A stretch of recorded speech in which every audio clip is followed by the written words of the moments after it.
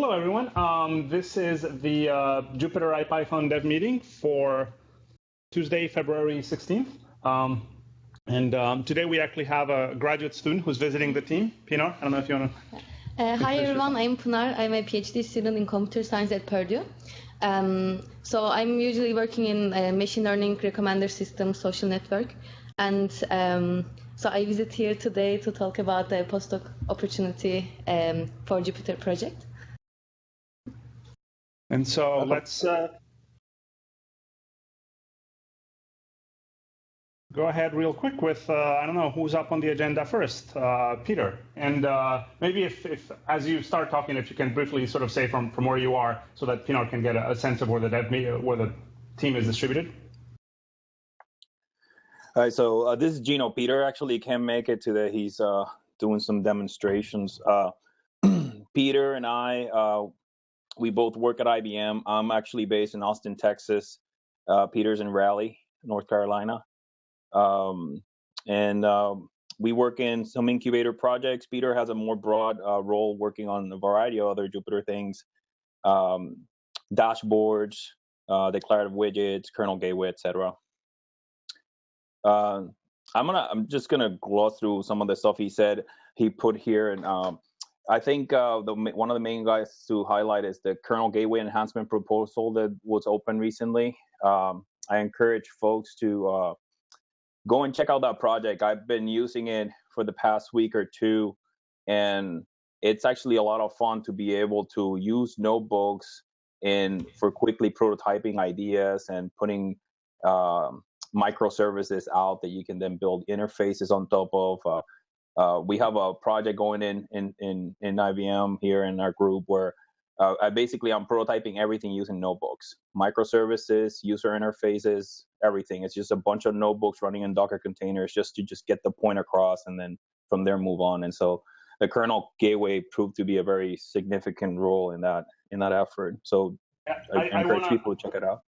I want to second that encouragement that people from the dev team kind of try to give feedback if you have any in the next kind of, I don't know, week or so that we can come to a conclusion and make a decision on whether to move it out of incubator. I already commented and I'm very supportive, but obviously if other people have other feedback, it'll be good to wrap this up so that if we do accept it, which I don't see why not, by the time the dev meeting rolls around, it's already merged in and we can talk about it as a piece of architecture in the core and plan for the impact it'll have in the rest of the project rather than be still kind of wrangling with the decision. I think it'll be a more effective use of the time during the dev meeting. Yeah, I think this project brings the whole idea of kernels everywhere to a reality. So I like it a lot. Yeah. Kernel all the things. Somebody needs to make that one. Yeah.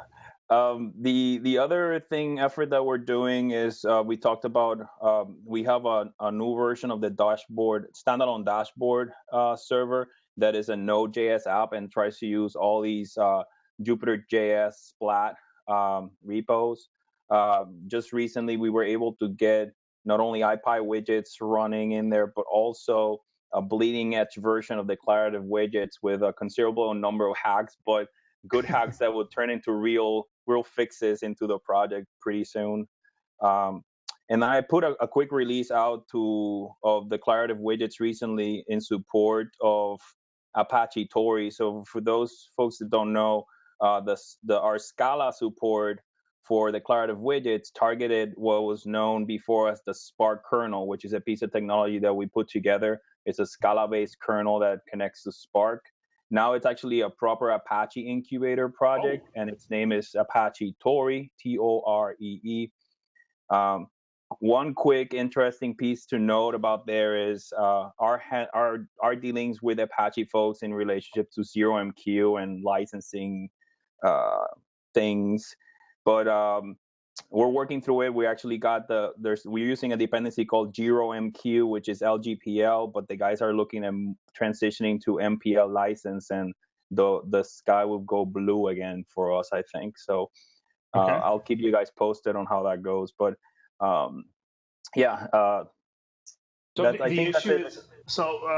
Apache projects can't have LGPL dependencies. Is that the issue? Apache is very particular about keeping their licensing and the projects clean. so that there's no really any effort into thinking I want to grab this project because there's no contamination external to what they feel are the valid license. So the LGPL is a no-no in Apache. And so to exit incubator and move forward, we either needed to address that, which is kind of hard because that's a very specific dependency to be a Jupyter kernel, or work with the community to see if we can move to a better license. But yeah, the ZRMQ folks had talked about doing MPL for a while, but their projects are so big and their contributor list so broad that not all projects can transition. But this particular library we use, we need 8 more votes. And actually that started last night. We had 24 folks agree, and there's 8 more votes. And if that goes through, it goes MPL, and then we're out in the clear. ZRMQ moved to MPL because there are no practical, like, you can't have a legitimate objection to LGPL that doesn't apply to MPL also, but there's a lot of just fear of the letters. So ZRMQ is moving to MPL because it's effectively the same license as LGPL, but without the G. Unreasonable people don't get bothered by it as much. So most new ZRMQ projects are moving to MPL just because they don't deal with the fear of GPL as much. But there's no hope for that for the core. Yeah, there's no hope for that for the core. Okay. It's been around too long. There are too many contributors who've been and gone. Yeah. And that's there are no rational objections to it, so yeah, I don't have a lot of sympathy for them. I'm crossing my fingers, so hope that goes through. Yeah, and I think there's some work that Pete and gang are doing on the UX surveys. They're doing some analytics on the notebooks, and they'll have those ready for the dev meeting to share. And that pretty much wraps up our update. I think Carol is next. Carol is not. Carol, yeah, she's missing the appointment. She has a doctor's appointment. So, Sophia, you're next. I don't have anything too interesting to say. Mostly just working on Jupyter Day stuff. I do have one request out to the team, if you guys could help me, and just go through any of the issues on the notebook or similar projects and tag them as sprint friendly or docs, or if there's been anything like a quick little fix that you've always wanted to do but never had the time, if you want to make an issue for it and tag it sprint friendly, and then we'll have people working on them on Saturday. That would be very nice. Okay. Oh, and offer is still up from last week for the Jupyter article I'm writing for Open Source Way on for their open science editorial calendar section thing that made no sense. I'm writing another article on Jupyter for Open Source Way, so if you want to review the outline, feel free to ping me and we can talk. But that's it for me. Please tag issues. Okay. I think I'm next. Yep. So last week I added a bunch of unit tests to the Webpack stuff to try to help everybody feel a little more familiar. Oh, I forgot to introduce myself. My name's John. I work for Cal Poly in San Luis Obispo, but I actually live in Los Angeles. I primarily work on the widgets, which is the interactive tool for the notebook. So, but last week I was working a little bit on the notebook itself, and I added unit tests, like I was saying, to the Webpack PR, hopefully to make everybody a little more comfortable with that. It actually checks all the old style imports and makes sure that it works with the new style API. So the old code should still work. I also made a lot of small fixes to IPy widgets. and I changed the IPyWidgets package so that it depends on the widgets NB extension package, which is one of those things that got broken out during the small split. So now you should be able to just install IPyWidgets like you've always been able to without trouble, and the widget.js stuff should just follow along. I'm waiting on a PR from Sylvan regarding widget state before we can make a release of IPyWidgets. We've been wanting to make the release 5.0 for a little while now. So in the meantime, I'm going to be doing some more bug fixes to get that in to the 5.0 release. And Wednesday through Friday, I'll be at Cal Poly with Carol Willing.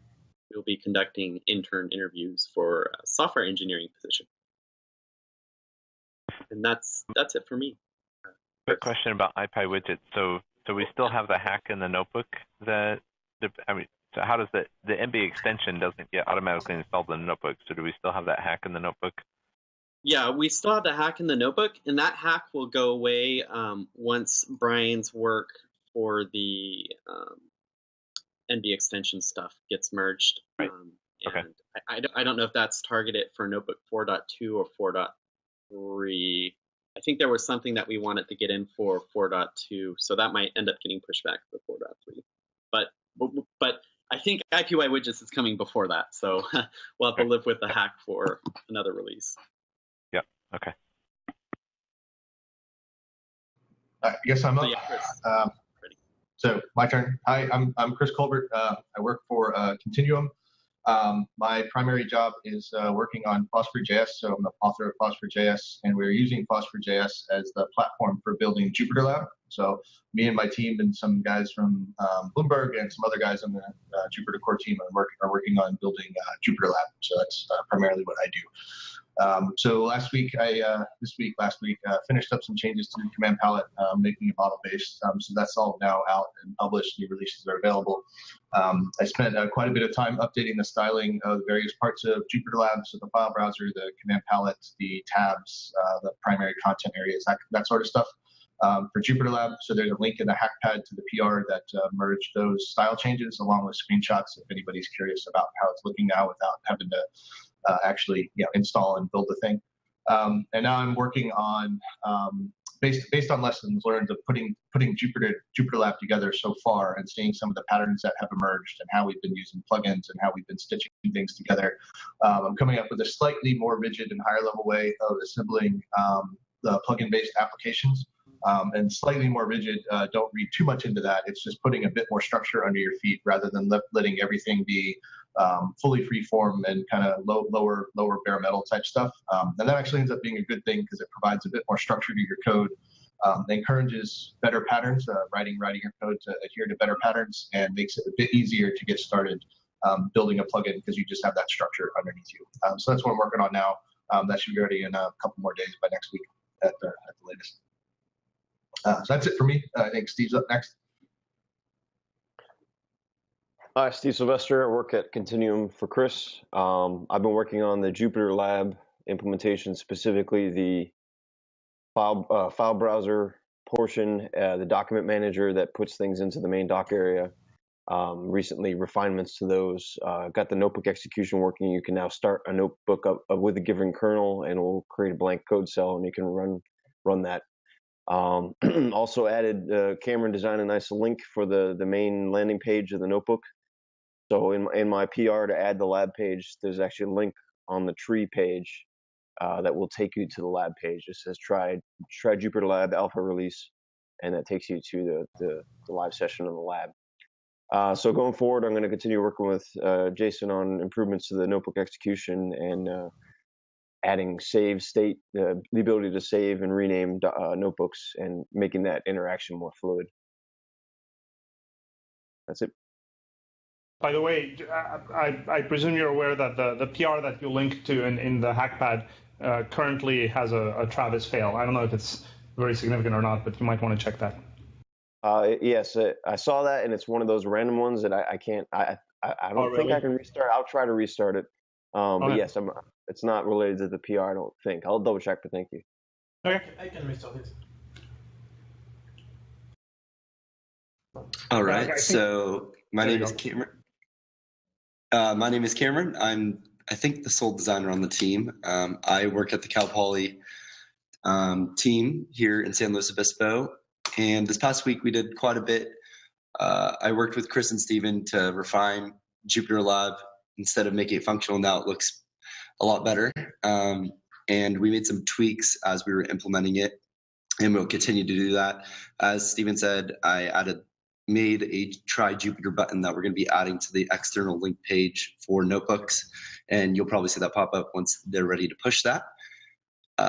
This past week, I also made some logo files for Anna and an event that we're doing for Jupyter Today that's going to be happening in Boston. I think it's going to be a 2-day event, so we're calling it Jupyter Days this time. At the end of the week here at Cal Poly, since I will not be here during the summer, we are going to be conducting some designer interviews either this week or next week, depending on when those applicants come in, and just going to continue on Jupyter Lab work. Something that I've been wanting to do before I leave for the summer is make a kind of documentation page for the website where if external people are using our code base or something related to Jupyter, they can know how to use our logo. And I've written up some specifications on how to use our logo on different colors, what colors are right, what colors are wrong. You'll see like a PR coming up on GitHub about this. And so I'm probably going to craft a website around this to help external users know what's right and wrong with the Jupyter logo. So I would just do that on the Jupyter.org website, like a PR page, public relation, what you can use, how you can use the logo. It seems like better than just an external website. I mean, did you say that you were going to make a separate website? No, so this is going to go on Jupyter.org. We're thinking of taking all the documentation from Read the Docs and making an actual like documentation page. So it's all stored on the Jupyter.org site, making it so we're not linking externally. Okay. Do you mean moving all the docs and everything over to being hosted on Jupyter.org?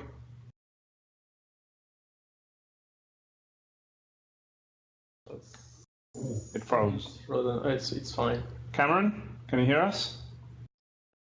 Oh, you lost me. You lost me. The question was, are you talking about moving the entire documentation hosting away from Read the Docs? That's going to be a really long-term thing. So it'll first probably start with this Jupyter usage, and we'll see how that goes. And then probably the designer that I'm really thinking of bringing on for the summer for you guys is a really good web designer, and he knows how to do really good like with plugins and stuff. So he would be able to do something to integrate everything together locally. For some reason, your connection is breaking up really badly. Is it really bad? Are other people hearing Cameron well? Or is it just us? I heard him now. Okay. Can you hear me now? Hello? I hear you now. All right. So did you hear about the web? So there's a designer that I'm thinking. Can you hear me, Fernando? Yes. I was thinking for the documentation, like in the long term, we'll probably want to bring it onto the site. Like I've seen a bunch of different companies do for their specifications and documentation in general. And we'll start with the design specifications, but if it doesn't work out well, we can keep it on Read the Docs. The designer I'm currently looking at to bring on for the summer for the UX design position, he is a very good web designer in specific. And so that might be a good option for him to work on during the summer. I think one of the issues is more technical than design. Because the projects are separated, we still want the same domain, because otherwise people get confused when they click on home because they don't get to the same home than where they're coming from. And basically we would need to have separate build bots that push to a single place for documentation. It's something we already discussed with Brian for usability, but we can do that on a PR, not there. Yeah, it could be like docs.jupyter.org instead of like going to Read the Docs. So. Although using the Read the Docs theme could be nice because it works pretty well with mobile device and other layouts than the standard one. Yeah, so that was just a thought. So we can see how it pans out. Cool. Thanks, Cameron. Yep.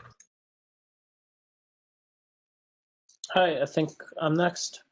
So I'm Darian. I work at Continuum with Chris and Steve, and I live in London, unlike those guys.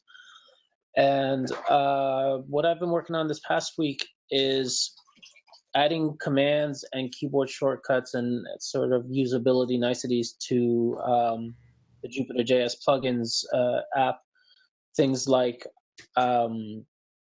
collapse and expand the command palette and launching new tabs, closing tabs, those sorts of things that we think should have keyboard shortcuts from the beginning, each also need commands. And the other thing I've been doing is pulling out all the shortcuts into a separate file so that it's really easy for someone who wants to go in and have a whole different set of shortcuts to modify it without having to find each plugin that's registered its own. But since things are added asynchronously, shortcuts might be added before or after they appear in the palette. So what I'm working on now is a way to make sure that whenever a shortcut is added, the palette display telling you what the shortcut for a command is correct. Yeah, I guess that's it for me this week. And Dave's not here, so I guess Fernando's next. That's right, I'm next. So spent some time on the dev meeting planning, both internal logistics and actually putting together a tentative agenda. So I put a link on the hackpad. Feel free to move stuff around. We mostly wanted to have something that would look reasonably complete as a starter for some of the those of you who are coming who need to get a kind of travel approval in advance, and so that you have an agenda that looks reasonably coherent. We can still move things around. So don't, just because I put certain things on certain days or organize it in a certain way doesn't mean that we can't make changes. But we wanted to have something that would look solid enough to get travel approvals through in the next couple of weeks, so that we didn't leave that until the last minute.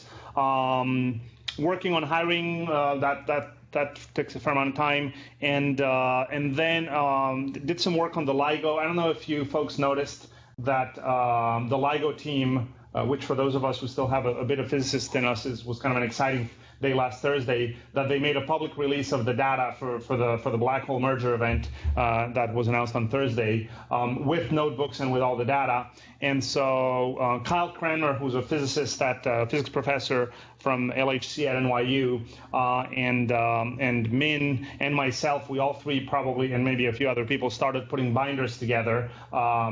And Min beat me to the punch, and so I ended up actually shutting down mine. In the process, I still managed to get a few PRs in, but there's now a binder that Min updated for Python 3. We added IPython audio displays of the sonified versions of the data, and the binder is up. It was Min and Kyle's binders were the two most popular binders on binder.org over the last few days by a pretty solid margin. And if you add the two together, since they're basically the same code, it would stand out even more as an outlier. And I've contacted I know some of the folks on the LIGO team on the LIGO paper, so I contacted them and let them know that this was up to see if they're interested in kind of adopting this as part of the official LIGO process. We'll see what happens there. So that's been my time. That was pretty exciting for me. Okay, so I think I'm next, right? So I worked mostly upstream this week on pigments to support style with the correct anti-color escape sequences. For a PR I'm doing on IPython to basically support themes and still have like your themes that match the custom color of your terminal. And it's a pretty painful rebase with a few changes have been made since I started the PR. So it's basically taking most of my my time. I also found that we have a lot of PRs open everywhere, and now that we've moved for many things on the 5.0 branch, I'm starting to review that and trying to get things in so that when you arrive on the PR page, you only have around 10 to look at It would be great if we could decrease that, because I think that having many PRs, even for things like Jupyter Day, is harmful for new contributors because they get lost and they can often try to refix issues that already have PRs waiting. So it would be nice to clean up a bit various PRQ. I also gave a talk last Thursday at PLOS in San Francisco. There are still a lot of confusion between IPython and Jupyter for people who knows and don't know what it is. I explained that, and I had questions again after to precise more which part were on which side of the barrier. And they have also some interest in having more NB convert extension. In particular, converting to JTS, which is a publishing format, XML crazy thing, which they use internally in most publication platform to deal with everything. They are interesting in, like, if we write this converter to try to have, basically you can submit your paper as JTS, which means that if an author creates a notebook, can locally convert it and then submit it to PLOS and potentially move that upstream. It's a long-term thing that we could do. And they are also interested in trying to embed in their website directly dynamic figures, and they would like a way to, for example, extract a single figure from a notebook. They both want directly the purely JavaScript size dynamic part, and potentially also the ability to spawn a kernel and have dynamic figure. Not as dynamic as CB. They don't want the whole article to be dynamic, but just having a snippet, a specific figure would be I think a first step they would be happy to get. They still have some question on how to deploy Docker and so on and so forth, especially since the same thing we've seen for Nature. The first few weeks you have a huge traffic, so you basically need a temp NB server which has pre-spawned images to have to be really reactive. But we would need something that is half temp NB, and slowly after time act more in the buy down way, where if someone comes on the article, it creates the images just for them. So it's something we need to rediscuss. I need to re-exchange a few things by mail. The LIGO binder has been hitting binder pretty hard, and we've noticed a bunch of reports of people who actually can't get it to respond, even though if you check the status, there appear to be available containers, available hosts on Jeremy's allocation, and you still can't get it to open up. There's some kind of responsiveness and scalability issues there. The other thing I'm thinking about is because people will often just rerun without changing anything, having a layer of caching. If you hit the kernel with a request which is stateless and has already been asked, you would basically just reply with information, so that you consume much less computing power. And that was roughly my week, and it will continue like that. So. Yeah, that'll be actually an interesting project using checkpointing DMTCP. I'll make a note of that. A lot of the binder load is actually, I've been talking since it was partly my fault for bringing down some of the binder stuff. I've been talking to Jeremy about some of what's going on, and it's actually, most of the load and problems are not actually on the application, like once the notebooks are running. It's actually on the provisioning, the kind of web app front end that does the provisioning and assigning visitors to new containers is actually where most of it's falling down. And I talked to him today about the... But it is falling down before you hit the container limit, right? Yeah, I talked to him about that. That's apparent. Binder apparently seems, I even found it in the code, seems to limit itself to 90% of its own capacity. There's actually, in the code, there's a like 0.9 times capacity thing. I'm not entirely sure why. But yeah, that's why you're seeing, like, if you try to launch one, it says I'm sorry, I'm full, but then if you check status, it says that it was usually saying 79 out of 800 available, because once it dropped below 80, it would refuse to launch new ones. Okay. I think that might have had to do with some of the pooling and stuff that it can potentially, anyway, probably some async workaround thing to give it a little buffer. But that's why there's that discrepancy between stuff. So Jeremy's working on that now. I don't think they've spent much time facing their capacity limits in a while. So they're looking at that kind of issue now. Other things I've been working on, NB Viewer's been hitting GitHub API rate limits for a while. So yesterday and today, I put up a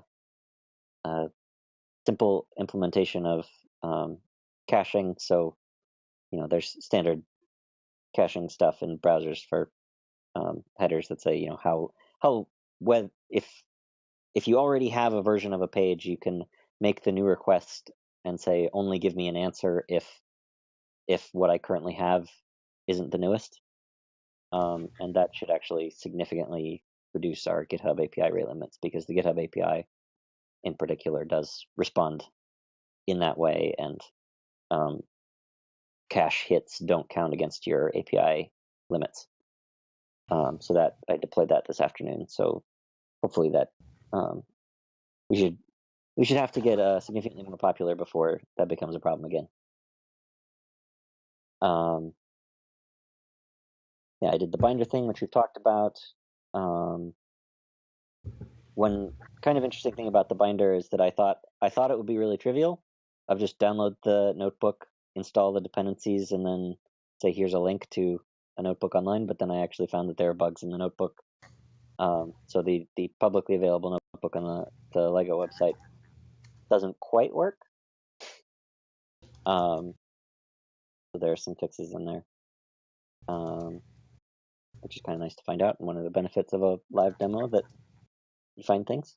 I've been doing a lot of finding PRs like Matthias and merging them and finding some of the stale ones that we've neglected and reopening and getting them in. I think with a lot of the recent stuff on NB Convert, we should be very close to releasing 4.2 of that, and I think we're doing some things getting ready to start doing 5.0 stuff, but I think we're only a couple PRs away from a 4.2 of NB Convert.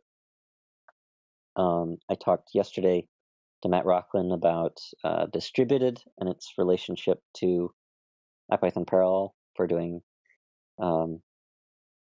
distributed and parallel computing stuff interactively, and there's some interesting things to do there. I just added a note to the dev meeting that maybe that's a topic that we should put on a breakout for the dev meeting and invite Matt to come up to the lab. Yeah, I told him that when I talked to him yesterday, I since I'll be there for the week after the dev meeting as well, I said that I recommended kind of stopping by bids during the week after the dev meeting. But if you want to do it as part of the dev meeting proper, that would be fine too, I think. And then there have been a couple issues. So we slim MathJax in order to make it a reasonable size to bundle as a dependency like everything else. There have been some reports of that we maybe do that a little too aggressively. And so I have a few PRs to relax how much slimming we do. The most important thing is getting rid of the image fonts, which take it from hundreds of megabytes down to several, and then there are degrees from there. And the main thing that the latest state will do is it'll still exclude SVG output, which is occasionally useful, but I still think we probably shouldn't include. Yeah, and just lots of little PRs all over the place is kind of the rest of my week. Yeah, Jason? Oh, and I forgot to introduce myself. Yeah, I'm Min. I work at Simula in Oslo in Norway.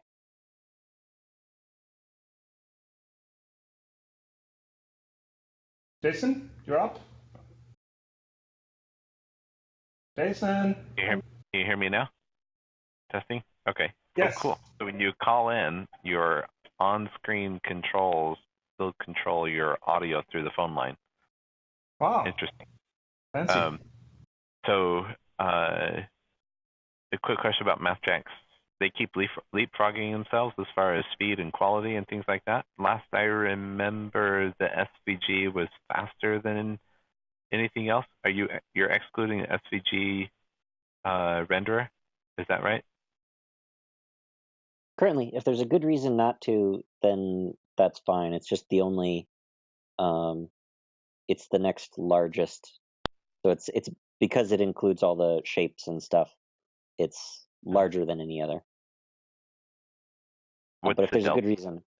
Oh, okay. Maybe we can carry on the discussion. Several megabytes, but yeah. If there's a reason to talk about it, yeah. Comment on the issue. It hasn't been mentioned. I would say keep the SVG, but they might have leapfrogged themselves recently and made the HTML better. Yeah, there's fast HTML now. So right, that's what I think might be the best now. I can ask them as well, see what they think.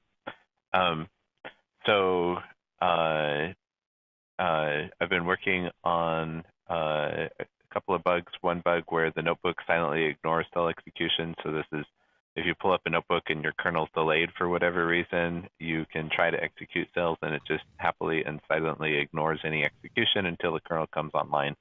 And by then you're halfway down the notebook and all of a sudden your cells start executing and chaos ensues. So working on that, working a lot with the Continuum folks on the Jupyter lab and a little more on the application state problem. I'm also provisionally right now a member of the MathJax technical committee. So we had a meeting on Wednesday. So if there's, and I wasn't able to make that, but I'll be making them going forward. If there's any comments or suggestions people have about MathJax, feel free to feed them to me and I can feed them to their, I'm meeting with the people on a regular basis, or of course you can talk to MathJax directly. And I think that's about it. Oh, introduction, right. I'm Jason Grout, I work at Bloomberg, and I'm working a lot on the Jupyter Lab, the next generation notebook, but I've also worked a lot on IPython widgets, and then I've had my fingers in various parts of the code all over the place. And you're also a long time Sage contributor, developer, community member, etc. Right. Yeah. So I used to work in academics, and I've worked on Sage a lot over the last, I don't know, since 2007 or 2008.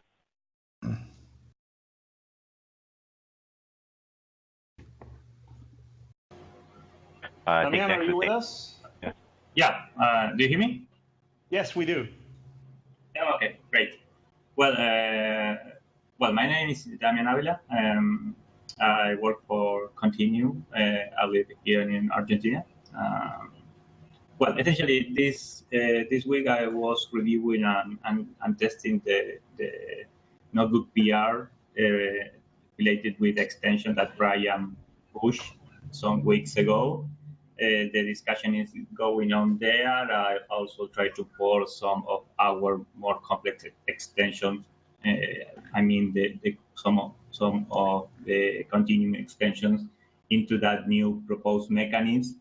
Well, I will probably submit a PR on top of Brian's one to fix some leftover and try to add some tests and try to get that finished. Then from the previous discussion in that PR, there is also a need for some complex extension which have a server-based component and the need for a CLI way to enable those extensions. I will probably submit another PR to discuss that this week because we probably some complex extensions using server-based mechanisms need something like that. Then some also Win-related fixes on those extensions. And well, I will be in the next dev meeting in a few weeks. Yeah, I just get the confirmation for that. So that's the whole thing.